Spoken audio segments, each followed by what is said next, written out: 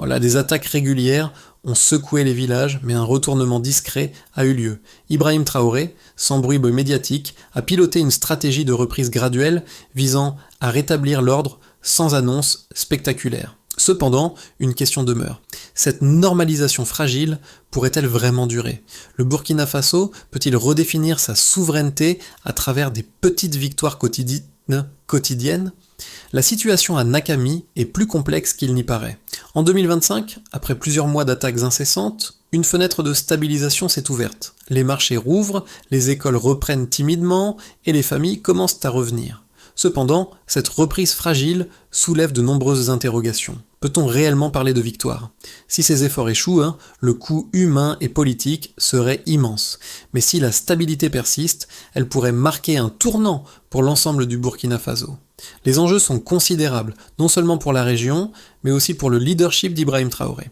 La question n'est pas de savoir si ces signes de vie reviendront, mais plutôt comment ces petites victoires peuvent s'ancrer dans la durée et transformer la dynamique entre l'État et les communautés locales.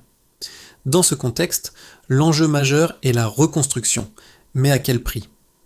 Comment comprendre cette transition discrète vers une stabilité fragile mais porteuse de changements significatifs? Au cœur de la crise de Nakami, la dynamique a changé sans avertissement. Entre janvier et mars 2025, la région a connu plus de 60 attaques, mais la tendance a commencé à s'inverser. Ce retournement ne s'est pas traduit par un silence complet, mais plutôt par une baisse relative de la violence. Cependant, l'impact n'a pas été immédiat. Il a pris la forme d'un retour progressif des activités civiles. Les écoles ont rouvert après plus de 2 ans, les marchés ont repris avec prudence, et les villages ont lentement recommencé à se repeupler. Ibrahim Traoré, bien qu'absent physiquement, a structuré cette reprise par une stratégie de sécurisation graduelle. L'armée régulière et les volontaires pour la défense de la patrie ont travaillé en coordination pour maintenir une pression constante sur les insurgés, tout en permettant aux communautés locales de revenir dans ces zones sécurisées. Ce n'est pas une victoire spectaculaire, mais un processus lent et mesuré qui a fait ses preuves. Cette période de transition a été marquée par un ajustement psychologique. Les habitants, d'abord effrayés, ont commencé à tester les conditions de sécurité en revenant prudemment dans les villages. Cela s'est vu par des retours diurnes, suivis de séjours plus longs, et finalement de la réouverture de commerces et d'écoles. Ce processus, bien que fragile, a révélé une nouvelle approche de la guerre et de la reconstruction. L'élément clé ici est que la sécurité n'a pas été le seul facteur de cette reprise. L'intégration progressive de la vie civile a permis à ces villages de se transformer lentement mais sûrement en de véritables foyers d'activité. L'approche d'Ibrahim Traoré a donc permis de redéfinir la souveraineté à une échelle plus locale. Ibrahim Traoré a été un architecte discret de cette transition, en dirigeant le Burkina Faso avec une vision stratégique axée sur la durabilité plutôt que sur une victoire immédiate. Alors que la situation à Nakami semblait stagnante, il a lancé une série de manœuvres tactiques permettant d'enrayer l'escalade de la violence tout en rétablissant progressivement l'ordre. À la tête de cette transformation, les autorités militaires ont renforcé leur collaboration avec les volontaires pour la défense de la patrie. Cette alliance stratégique a permis une sécurisation ciblée des zones les plus vulnérables, tout en évitant une confrontation directe avec les groupes insurgés. La reprise de la vie civile à Nakami, bien que fragile, s'est accompagnée de signes de rétablissement. Le retour des enseignants, bien que timide, a constitué un signal puissant. Un directeur d'école, revenu après une longue absence, a décrit un retour lent mais visible des élèves dans ses salles de classe. Cette normalité fragile a révélé que la peur initiale recule lentement, mais de manière significative, permettant aux communautés de tester la solidité de la situation. Les premiers signes de normalisation ont été observés dans les marchés. Bien que les volumes d'échanges restent faibles, la reprise de l'activité économique a permis aux habitants de rétablir des liens sociaux et de vérifier la réalité de la situation sécuritaire. Ce retour à l'activité, bien qu'encore timide, a été un facteur déterminant pour renforcer la confiance et amorcer une reconstruction progressive. Cependant, tout ceci reste conditionnel et la moindre rupture dans cette dynamique pourrait entraîner une nouvelle déstabilisation. Entre janvier et mars 2025, la situation à Nakami a évolué de manière discrète mais significative. Plus de 60 attaques ont secoué la région et pourtant, au bout de quelques semaines, la courbe des violences a commencé à s'infléchir. Cette réduction des attaques, bien qu'incomplète, a permis une ouverture pour une reprise partielle des activités civiles. Toutefois, la question demeure. Cette situation fragile tiendra-t-elle ? Cette dynamique a révélé un enjeu majeur. Maintenir un équilibre délicat entre la sécurité militaire et la réintégration civile. Les forces de sécurité, dirigées par Ibrahim Traoré, ont opté pour une stratégie de sécurisation graduelle. L'objectif n'était pas de tout reprendre simultanément, mais de cibler des zones stratégiques afin d'installer un cadre sécuritaire partiel. Au fur et à mesure de l'avancée de ces actions, la population a progressivement recommencé à revenir dans les zones sécurisées. Ce retour a été marqué par un double mouvement. Un retour de la vie civile, accompagné de la présence militaire, a permis de restaurer une forme de normalité. À Nakami, la stabilisation sécuritaire n'a pas été une fin en soi, mais un moyen pour réactiver la vie civile. Les premiers signes de cette reprise ont été les marchés qui ont lentement rouvert, suivis de l'arrivée des familles dans les villages. Ces retours ont renforcé l'idée que la sécurité ne doit pas être une fin en soi, mais un cadre pour permettre aux populations locales de reprendre une vie normale. Les résultats de ces premiers efforts sont visibles, des écoles ont rouvert, bien que de manière limitée, et des commerces ont progressivement repris leurs activités. Ce processus de normalisation a été lent et graduel, mais a permis de poser les bases d'une reconstruction plus profonde. Les forces de sécurité, sous la direction de Traoré, ont maintenu une pression constante sur les groupes insurgés tout en permettant un retour progressif des civils. La situation sécuritaire à Nakami, entre janvier et mars 2025, a montré une évolution mesurable mais encore fragile. Un indicateur clé de cette transformation a été la diminution des attaques. En seulement 3 mois, la fréquence des attaques a chuté de plus de 40%. Cela ne signifie pas la fin de la violence, mais un changement important dans la dynamique locale. Ce déclin a permis de rétablir une certaine stabilité, créant ainsi un espace pour la reprise d'activités civiles. Un autre facteur déterminant a été l'augmentation du contrôle étatique sur le territoire. En mars 2025, environ 72% du pays était sous contrôle gouvernemental, contre moins de 60% en janvier. Ce changement a été crucial pour établir une légitimité gouvernementale, même à petite échelle. La reprise progressive du contrôle a permis à l'administration locale de recommencer à fonctionner dans certaines régions et à des services de base d'être rétablis, même de manière partielle. Ces changements ont créé un environnement plus favorable pour la population, qui a commencé à revenir progressivement dans les zones sécurisées. Les chiffres de l'activation des marchés sont également révélateurs. Après plus de 2 ans de fermeture, plusieurs marchés ont rouvert leurs portes. Bien que les volumes d'échanges restent faibles, la reprise partielle de ces marchés a eu un impact considérable sur la vie locale. La circulation des biens, bien que modeste, a commencé à se régulariser et les habitants ont recommencé à s'engager dans des transactions commerciales. Cela a eu pour effet de renforcer la confiance de la population dans la situation sécuritaire, tout en leur permettant de retrouver des repères économiques. Dans le domaine de l'éducation, la réouverture des écoles, bien que partielle, a été un indicateur majeur de la stabilisation. Environ 50% des écoles qui avaient été fermées en raison du conflit ont rouvert. Le nombre d'élèves restait faible au début, mais cette réouverture a servi de symbole important pour les habitants. Les enseignants, qui étaient parmi les premiers à revenir dans les zones sécurisées, ont joué un rôle clé dans ce processus de normalisation. La réactivation du système éducatif, bien que lente, a constitué un signal clair que la situation sécuritaire s'améliorait. Les données économiques restent fragiles, mais elles montrent une amélioration relative. La production agricole, bien que modeste, a connu une hausse de 10% par rapport à l'année précédente. Cela n'a pas suffi pour garantir l'autosuffisance alimentaire, mais cela a permis d'établir une base économique plus solide. La reprise de la production locale a facilité la circulation des biens de consommation essentiels, ce qui a contribué à alléger les conditions de vie des habitants. Enfin, il est essentiel de souligner que bien que ces chiffres montrent des progrès réels, ils ne garantissent pas une stabilité durable. Chaque étape de la reprise est encore fragile et les indices de normalisation doivent être interprétés avec prudence. Si la pression militaire diminue ou si les groupes insurgés réussissent à perturber cette reprise, les progrès réalisés pourraient être inversés rapidement. Cependant, ces données montrent qu'une transformation lente mais tangible est en cours, marquée par des progrès mesurables dans plusieurs domaines essentiels. La stratégie actuelle mise en œuvre à Nakami repose sur deux arguments principaux qui sont souvent perçus comme contradictoires.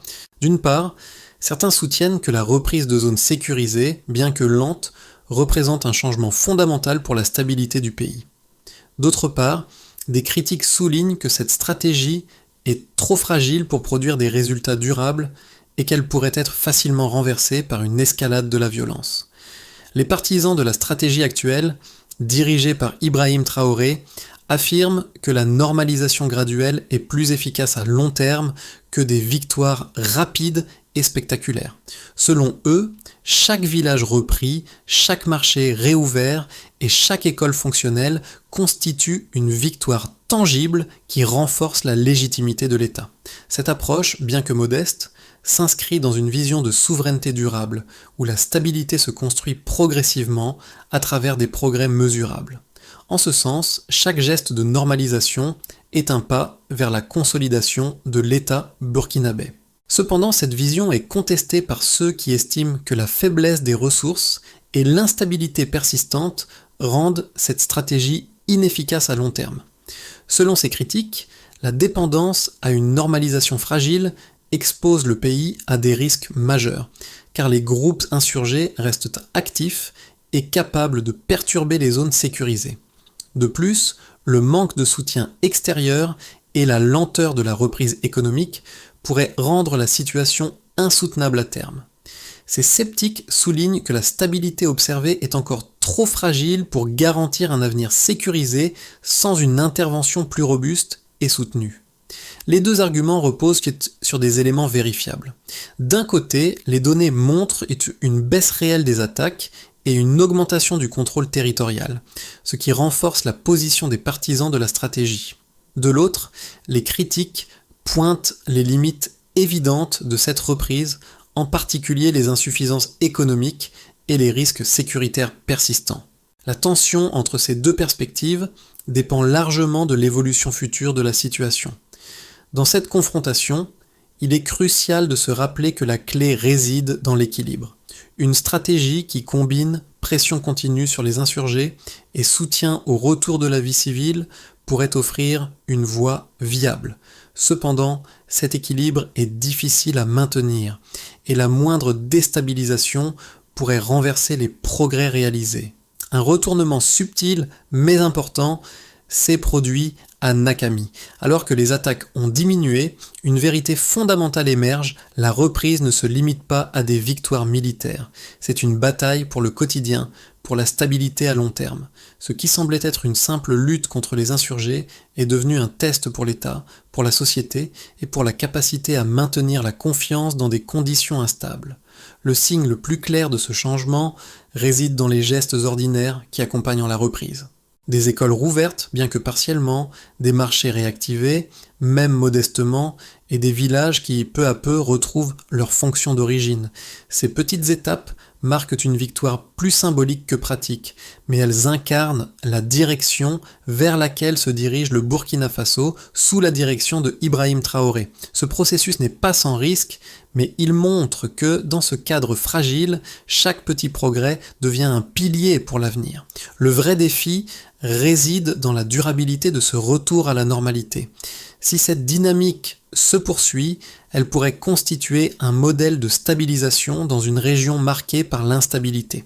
Les conséquences de la situation à Nakami sont multiples et touchent divers aspects de la vie sociale, économique et politique du Burkina Faso. D'un point de vue sécuritaire, la réduction des attaques a permis une réactivation progressive des zones civiles. Les habitants commencent à retourner dans leurs villages, et la peur qui dominait jusqu'alors s'atténue. Cependant, cette dynamique reste fragile. L'ennemi n'a pas été éradiqué, et les groupes insurgés continuent d'exercer une pression sur certaines zones. Néanmoins, la baisse de la fréquence des attaques a redéfini les comportements locaux, donnant aux habitants l'espace pour tester la stabilité dans leur quotidien. Du point de vue économique, la reprise est encore timide mais prometteuse. Les marchés réouvrent, bien que de manière irrégulière, et les échanges commerciaux commencent à se régulariser, même à petite échelle. La production agricole a enregistré une légère amélioration, avec une hausse estimée à 10% par rapport à l'année précédente. Cependant, cette reprise est insuffisante pour garantir une autonomie alimentaire complète. Le manque de ressources et d'infrastructures reste un obstacle majeur à une croissance soutenue. Le commerce est encore limité et dépend largement de la situation sécuritaire. Socialement, les retours des familles dans les zones sécurisées marquent une étape importante. Les écoles rouvertes, bien que partiellement fréquentées, ont une valeur symbolique forte. Elles représentent un retour à la normalité, même si elles ne répondent pas encore aux besoins éducatifs de la population. Les enseignants, souvent parmi les premiers à revenir, jouent un rôle essentiel dans ce processus de normalisation. Leur présence assure une forme de stabilité malgré les conditions encore précaires. Le changement dans les relations entre les populations et les forces de sécurité est également significatif. Là où les soldats étaient autrefois perçus comme une force d'occupation, leur rôle évolue vers celui de garant de la sécurité tout en permettant à la vie civile de reprendre. Ce nouveau rôle des forces de sécurité contribue à renforcer la légitimité de l'État, mais cette légitimité reste conditionnelle. Elle dépend de la capacité à maintenir cette normalité fragile et de la poursuite des efforts pour stabiliser les zones récupérées. En définitive, bien que des progrès significatifs aient été réalisés à Nakami, la situation reste incertaine. Les gains obtenus sont réels, mais ils sont loin d'être assurés. L'avenir dépendra de la capacité à maintenir cette dynamique fragile, à éviter les ruptures brutales et à renforcer les bases économiques et sociales dans ces zones réintégrées. Si ces progrès sont consolidés, ils pourraient offrir un modèle pour d'autres régions du Burkina Faso et au-delà, mais tout cela reste à confirmer. Dans les 6 à 12 prochains mois, 3 trajectoires distinctes se dessinent pour la situation à Nakami et au Burkina Faso en général. Chacune dépendra de plusieurs facteurs clés, notamment la stabilité sécuritaire, l'engagement des communautés locales et le soutien gouvernemental. Ces scénarios varient de l'optimisme prudent à un retour à la violence. Le scénario le plus probable est celui où la situation continue de progresser lentement, avec des améliorations partielles mais constantes. Les zones sécurisées continueront d'être rétablies de manière graduelle et les marchés, bien que modestes, continueront à ouvrir. La vie civile restera fragile, mais un peu plus ancrée dans le quotidien des habitants. Les écoles, malgré des effectifs réduits, joueront un rôle central dans la normalisation, bien que les conditions économiques demeurent précaires. Les forces de sécurité continueront à maintenir une pression suffisante pour éviter une résurgence des groupes insurgés, mais il n'y a pas de garantie que les zones récupérées ne retomberont pas sous contrôle des insurgés si la vigilance faiblit. Ce scénario repose sur la continuité et la patience. Dans le scénario optimiste, les progrès réalisés jusqu'à présent se consolident et permettent d'étendre la sécurité à d'autres zones. La réouverture des marchés s'intensifie et les routes sont sécurisées, facilitant ainsi les échanges commerciaux. Le secteur agricole voit une croissance plus importante et la production locale commence à répondre aux besoins de la population. L'engagement des communautés locales, couplé à un soutien accru des autorités, pourrait également permettre de renforcer l'autonomie des zones sécurisées, réduisant ainsi la dépendance à l'aide extérieure. La situation se stabilise et des zones auparavant délaissées commencent à se réintégrer pleinement dans le tissu social et économique du pays. Ce scénario repose sur une collaboration accrue entre les forces militaires, les autorités locales et les communautés. Le scénario le plus sombre envisage une reprise des attaques de grande ampleur, perturbant les zones sécurisées et rendant la normalisation impossible. Les groupes insurgés pourraient d'en baisser se regrouper et exploiter les faiblesses dans le dispositif de sécurité, notamment la fatigue opérationnelle des forces de sécurité. Cela pourrait entraîner un retour massif des populations vers les zones non sécurisées et une rupture des avancées sociales et économiques. Les marchés fermeraient à nouveau, les écoles seraient suspendues et les conditions de vie se détérioreraient. la confiance des populations s'effondrerait et la légitimité de l'État serait de nouveau mise à l'épreuve. Ce scénario nécessiterait une intervention militaire plus robuste, mais il serait également lourd de conséquences, avec un coût humain et politique considérable. Ces trois scénarios montrent l'incertitude de la situation à Nakami. Si la stabilité se poursuit, même lentement, elle pourrait ouvrir la voie à une transformation durable. Cependant, chaque avancée fragile reste susceptible d'être renversée par des événements imprévus. La clé de l'avenir réside dans la capacité à maintenir cette dynamique sans précipitation, tout en étant prêt à réagir aux défis qui se présenteront. La situation à Nakami est plus qu'un simple événement régional, elle incarne des enjeux universels sur la résilience des sociétés en période de crise. Les habitants de Nakami, tout comme les millions d'autres dans des situations similaires à travers le Sahel, nous rappellent l'importance de la patience et de la constance face à l'incertitude. Leur retour dans les villages, aussi modeste soit-il, symbolise une quête de normalité, un désir de reconstruction qui va bien au-delà des simples chiffres ou des annonces médiatiques. Pour ceux qui observent de l'extérieur, cette reprise à Nakami ne se résume pas à une simple victoire militaire. Elle pose la question plus large de la souveraineté et de la gouvernance dans des régions dévastées par des conflits. Les efforts d'Ibrahim Traoré et des forces de sécurité locales ne se limitent pas à reprendre des territoires. Ils tentent de reconstruire la confiance, de raviver les liens sociaux et économiques qui ont été brisés. C'est une démarche patiente, souvent invisible, mais fondamentale pour l'avenir du pays. Mais la véritable question que cela pose est comment, en tant que communauté internationale, pouvons-nous soutenir ces dynamiques fragiles sans précipiter le processus ou risquer de compromettre les progrès réalisés? La clé réside dans la compréhension des défis à long terme et l'accompagnement des efforts locaux sans imposer des solutions extérieures qui pourraient nuire à la stabilité naissante. L'expérience de Nakami offre une leçon essentielle.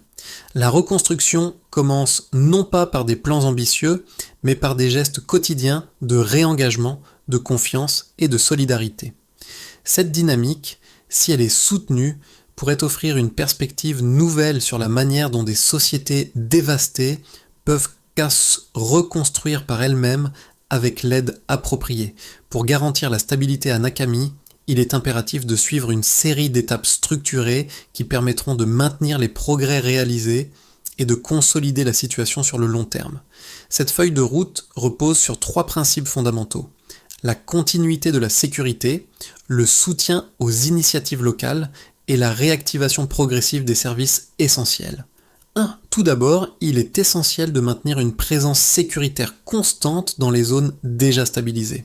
Les forces de sécurité, tout en évitant une militarisation excessive, doivent assurer la sécurité des axes stratégiques, en particulier ceux reliant les villages, les marchés et les écoles.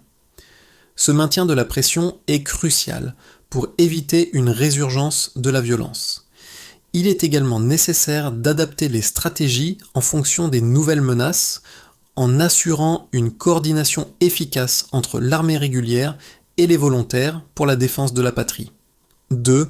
Parallèlement, il est crucial de renforcer les infrastructures locales, en particulier celles liées à l'éducation et à l'économie.